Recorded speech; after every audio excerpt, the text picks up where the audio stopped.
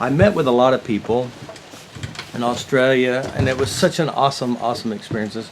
It's one of the best experiences this year because this is a new year. It's just began, so I'm sure I'll have a lot more good ones in the future. I also want to share a little bit about, I just finished up the Happy Journal. As a matter of fact, right now I'm uploading the last of the Happy Journal. And the Happy Journal is one of the most powerful things that you could start using every day.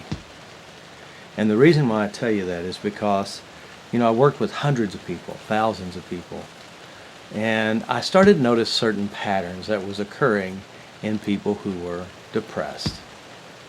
Depressed people work really hard to keep their depression, and they do something correctly to manifest and produce it.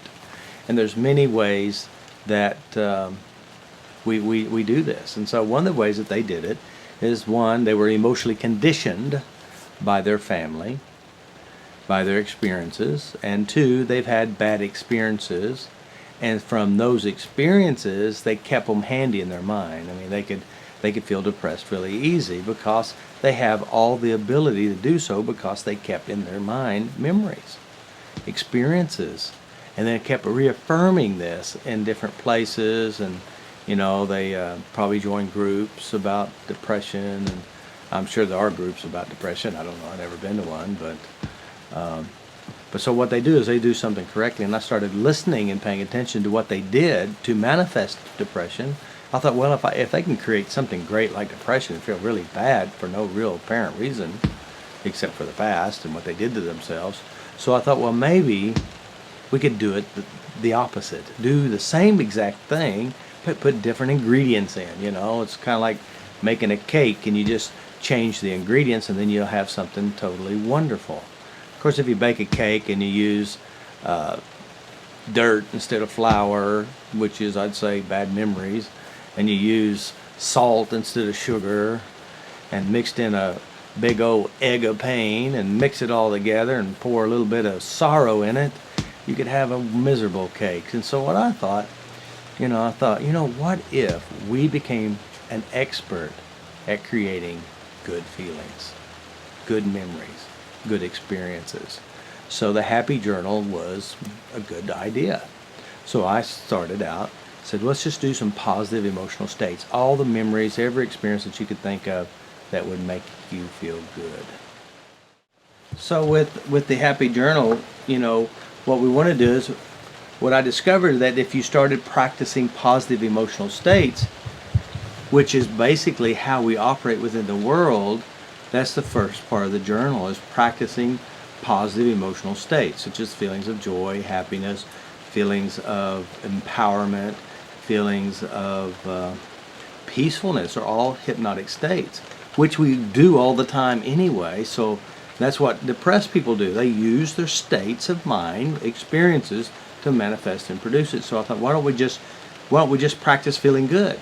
And the more you practice at feeling good, the better you feel good. I mean, it's easier because you've been rehearsing. And so I thought, well, that's really just a great idea. And then of course, affirmations, making affirmations work in your life. And so the key of making affirmations work is, first of all, finding your affirmation. Secondly, finding resistance to letting that affirmation to become true.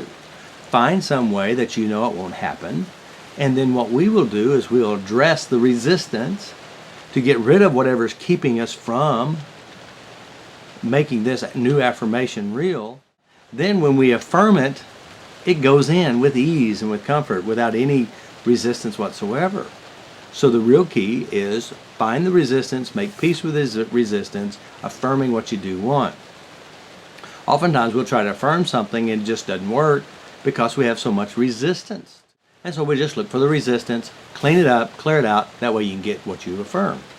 Because really, whatever emotion, whatever belief system that has the most emotions wins.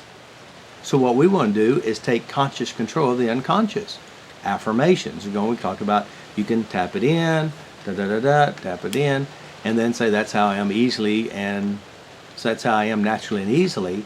And then the next part of making affirmations real is feel as if in your mind, make it feel real in your mind, as if you already have it, you're doing it. So we're addressing many modalities all at the same time. Not only are we saying words, affirming it with words, but we're also affirming it with emotions and feelings. We're releasing all resistance to it, and we're visually seeing it happening within us. So this makes an affirmation more powerful. And then, of course, after affirmations, a gratitude list. Be grateful. Find all the things that you're grateful for, you know. Look for the things that you're grateful for and manifest and produce things that you're grateful for. That's so powerful. Because when you start again looking at what's right in your life, focusing on what you just appreciating everything. I mean, everything. And when you realize that the world is nothing but a big gift for you, and as you make peace, whatever resistance you have, your life gets better. Become grateful. I'm so grateful. I'm so thankful. Thank you, thank you, thank you. It's so great. I'm so grateful for everything in my life, you know, even the traumas, even the things that hurt me. Because I realize if I start making peace with it. Now, I'm not doing this with just lip service, guys. You can say I'm grateful and not feel grateful.